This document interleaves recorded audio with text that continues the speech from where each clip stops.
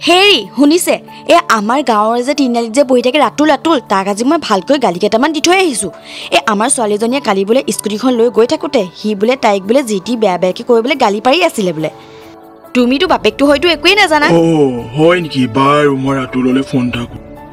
hello' Ratul এই কালি বোলে তুমি আমাৰ ছোৱালীজনী কিবা ক'লা খুৰা ফোনত কথা পাতি স্কুটি চলাই আছিলে আগফালৰ পৰা গাড়ী এখন আহি আছিলে সেইকাৰণে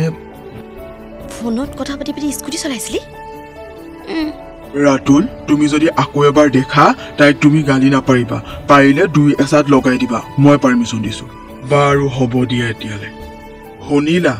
আমাৰ ছোৱালীৰে ভুল এইকাৰণে সি গালি পাৰিলে শুনা যেতিয়াৰ পৰা আমি এই বুলি ক'বলৈ ল'ম আমাৰ ল'ৰা ছোৱালী আমি স্কুটি বাইক কিনি দিছোঁ আপোনালোকৰ কি হ'ল